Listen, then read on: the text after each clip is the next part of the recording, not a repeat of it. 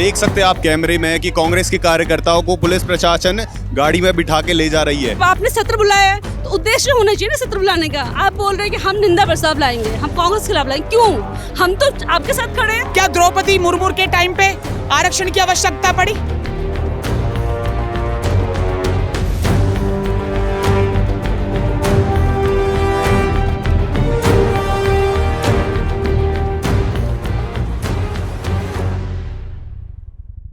आज विधानसभा में special session हो रहा है और आप यहाँ पे विरोध प्रदर्शन करिए, भारी पुलिस बल तैनात है और जो सेशन हो रहा है वो महिलाओं के लिए ही हो रहा है और महिलाएं यहाँ पे सड़क पे है। नहीं, हम सेशन का विरोध नहीं कर रहे हैं, हम महिला आरक्षण लागू करने की मांग कर रहे हैं। हम कह रहे हैं कि आज अगर आपने विशेष सत्र बुलाया है तो उसमें जो 33% आरक्षण की बात कांग्रेस पार्टी कर रही है, भाजपा कर रही है, उसको आज से ही लागू करने का काम सरकार करे ताकि 2027 का जो चुनाव उत्तराखंड में होने वाला है उसमें 33% महिलाएं भागीदारी करें।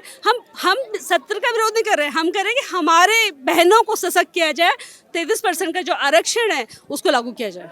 तो जो कांग्रेस है उसमें भी बहुत कम महिलाओं का वो है सहयोग है और बीजेपी में भी कम है, तो लोग ये ना समझे कि ये खाली एक पॉलिटिकल एजेंडा चल रहा है बीजेपी और कांग्रेस की तरफ से, बल्कि महिलाओं को अगर देना ही होता तो वो पहले ही दे देते। देखिए, हम तो ईमानदारी से चाहते हैं। कांग्रेस पार्टी 2010 में भी महिला आरक्षण 33% को लाई थी, राज्यसभा में हम लोगों का ये पास हो गया था, लेकिन लोकसभा में हमारी जनसंख्या पूरी नहीं थी इसलिए वो पास नहीं हो पाया। अब 2023 में जब सरकार इसको लेके आई, भाजपा की सरकार लाई, तो पूरी विपक्ष ने और पूरी कांग्रेस पार्टी ने इसको समर्थन किया 2023 में, लेकिन इन्होंने उसको लागू नहीं करा। वो पास हो चुका है, तो हम चाहते हैं कि अब वो लागू किया जाए उसको तुरंत, अभी से लोकसभा में जिन राज्यों में चुनाव होने वाले उन राज्यों में विधानसभा में तैयार। जो ये सत्र लागू किया है, अभी हरक सिंह जी कह रहे थे कि ये नौटंकी चल रही है, तो ये नौटंकी करने में सरकार की क्या मंशा है, सरकार का क्या फायदा है इसमें और कांग्रेस को इससे क्या हानि हो रही है? देखिए, कांग्रेस को हानि नहीं, जनता की हानि है। आप जनता के पैसों का मिसयूज कर रही है आज भाजपा की सरकार, और इसमें हम लोग चाहते हैं कि जब आपने सत्र बुलाया है तो उद्देश्य होना चाहिए ना सत्र बुलाने का। आप बोल रहे हैं कि हम निंदा प्रस्ताव लाएंगे, हम कांग्रेस के खिलाफ लाएंगे, क्यों?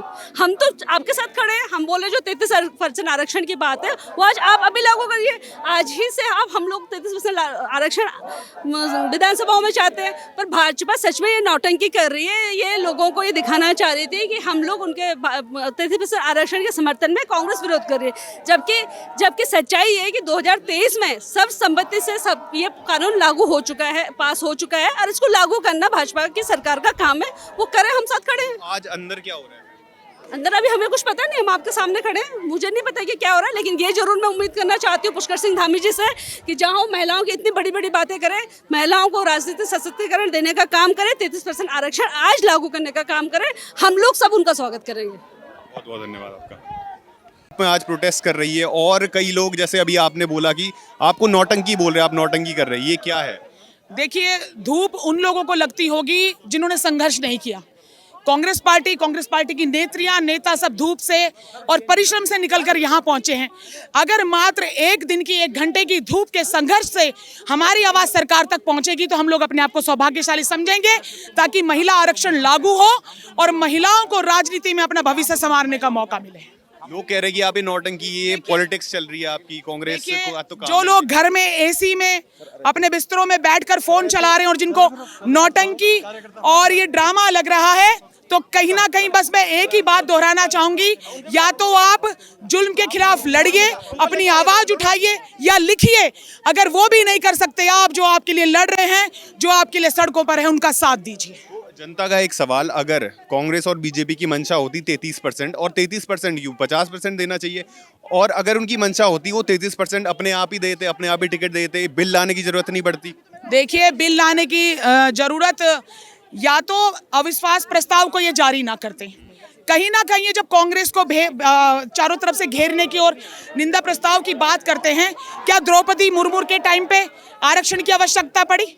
क्या जयललिता के टाइम पे, या ममता बनर्जी के टाइम पे, या हमारी जितनी भी भारतीय जनता पार्टी की जो सदन में महिलाएं बैठी हैं, आरक्षण, पहली बात तो इनको आरक्षण लागू कर देना चाहिए और ये परिसीमन का बहाना ना करें।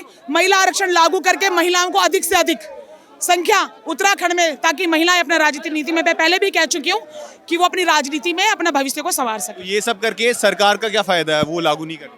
देखिए, सरकार का फायदा और नुकसान तो आप इतने टाइम से देख रहे हैं कि सरकार का किस चीज में इतने बड़े बड़े सदन चल रहे हैं, इतने बड़े बड़े सत्र चल रहे हैं। आप लोग फिर बोलेंगे कि ये लोग अंकिता भंडारी पे आके अटक जाते। इतने सदन, इतने सत्र, इतना प्रशासन, क्या अंकिता भंडारी को न्याय दिलाने के लिए काफी नहीं था? आज वो सीबीआई जांच की बात कर रहे हैं। वो क्यों सीबीआई की जांच की बात कर रहे हैं? अगर उनका कोई मंत्री, उनका कोई नेता अगर भ्रष्ट है, उसे निकाल के बाहर कर देना चाहिए। पहली बात तो शर्म आनी चाहिए उन गट्टू भट्टू को, स्वयं उन्हें इस्तीफा दे देना चाहिए। बहुत बहुत धन्यवाद। आप देख सकते हैं आप कैमरे में कि कांग्रेस के कार्यकर्ताओं को पुलिस प्रशासन गाड़ी में बिठा के ले जा रही है।